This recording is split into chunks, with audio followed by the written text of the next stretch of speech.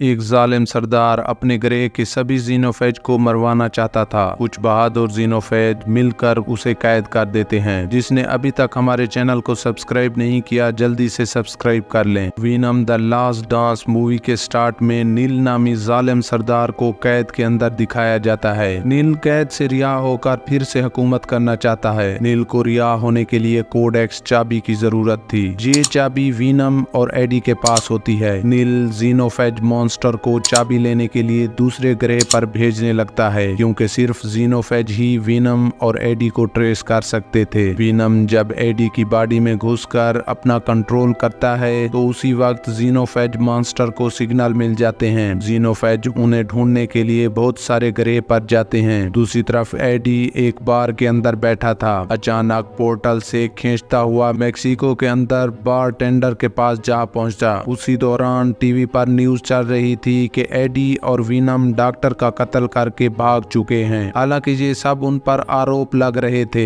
AD और venom Mexico से New York जाने का डिसीजन करते हैं। न्यूयॉर्क के अंदर एक ऐसे खास आदमी से मिलकर अपने ऊपर लगाए गए सभी आरोप को गलत साबित करना चाहते थे। इससे पहले कि एडी और वीनम मेक्सिको से बाहर निकलते, उनकी नजर ऐसे गुंडों पर पड़ती है जिन्होंने बहुत सारे डॉग्स को कैद किया हुआ था। गुंडे डॉग्स का कंपटीशन कराने के लिए उन्हें कैद करते हैं। वीनम एडी की बॉडी पर अपना कंट्रोल करके सभी गुंडों से लड़कर उन्हें मार देता है। फिर डॉग्स को उनकी कैद से आजाद करके न्यूयॉर्क जाने के लिए रेडी हो जाता है। वीनम का एडी की बॉडी पर कंट्रोल के कारण एक जीनोफेज को सिग्नल मिलते ही उन्हें ट्रेस करके वहां फौरन पहुंच जाता है। दूसरी तरफ एरिया 51 जो आर्मी के कंट्रोल में था, उसके अंदर डॉक्टर टेडी जो कई सालों से जीनोफेज पर रिसर्च कर रही थी, उसे दिखाया जाता है। आर्मी ऑफिसर रेक्स ने डॉक्टर टेडी से मिलकर कहा, जीनोफेज के बारे में कुछ जानकारी हासिल करना चाहता हूँ। उसी वक्त डॉक्टर टेडी को खबर मिलती है कि एक ऐसा आदमी मिलिट्री को मिला जो जीनोफेज को काफी सालों से जानता है। मिलिट्री वाले जीनोफेज के बारे में इससे पूछते हैं, मगर वो उन्हें कोई खास इंफॉर्मेशन नहीं देता। डॉक्टर टेडी ने उस आदमी से मिलकर उसे बताया, जीनोफेज का सरदार नील नामी क्रिएचर है। नील सभी जीनोफेज को मारना चाहता था। जैसे ही इस बात की भनक जीनोफेज को पड़ी तो उनमें से कुछ जीनोफेज ने मिलकर कर्नल को कैद कर दिया। जितने भी जीनोफेज मेरे कब्जे में हैं, उनमें से किसी के पास भी इस जेल की चाबी मौजूद नहीं है जिसमें नील कैद है। नील ने अपने आजादी के लिए बहुत सारे जीनोफेज को अपने ग्रह से धरती पर चाबी लाने के लिए भेजा, ताकि वे दूसरे ग्रह में जाकर उनसे चाबी ले सकें। दूसरी तरफ एरोप्लेन के ऊपर एक जीनोफेज वीनम और एडी से लड़कर नील के लिए आजादी की चाबी लेने की कोशिश करता है। जीनोफेज वीनम और एडी से लड़ते लड़ते गलती से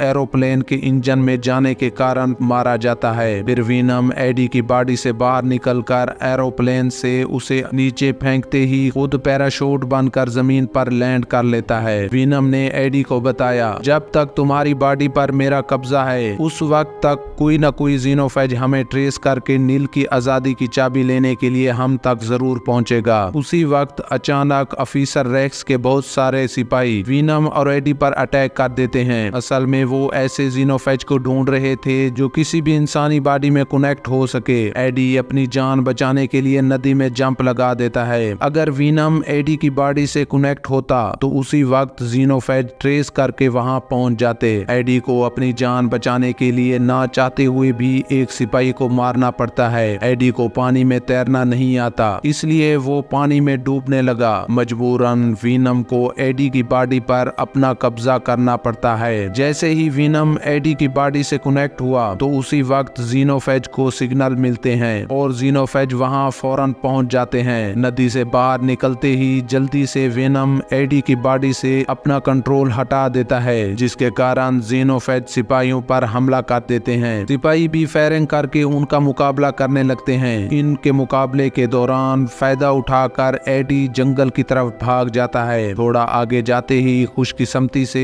एडी को एक परिवार मिला जो ट्रिप पर आया हुआ था। वो एडी को लिफ्ट देकर रास्ते में बताते हैं, हम अपने घर वापस जा रहे हैं। न्यूयॉर्क में पहुंचते ही एडी उनकी गाड़ी से उतर गया। एडी के पास पहनने के लिए शूज भी नहीं थे। उस परिवार का एक मेंबर एडी पर दया खाकर उसे पहनने के लिए शूज भी दे देता है। फिर एडी एडी की मुलाकात अपने फ्रेंड नोवा से होती है। नोवा के साथ घर पहुंचते ही उसके बहुत से इसरार करने पर एडी को वीनम का रूप धारना पड़ता है। कई सालों के मिलने के बाद दोनों फ्रेंड खुशी से नाचने लगते हैं। उसी वक्त ज़ीनोफेज वीनम और एडी को ट्रेस करके वहां पहुंच जाते हैं। वीनम ज़ेनीफेज को चकमा देकर एडी की बॉडी से बाहर निकल जाता है। ज़ीनोफेज को कुछ समझ नहीं आ रहा था कि क्या हो रहा है, इसलिए वो वापस चले जाते हैं। मगर आर्मी अफीसर रेक्स के सिपाही एडी को ढूंढते ढूंढते वहां पहुंचते ही एडी की बॉडी से वीनम को बाहर निकाल कर अरेस्ट करके अपने साथ ले जाते हैं। एडी को जैसे ही होश आया तो वो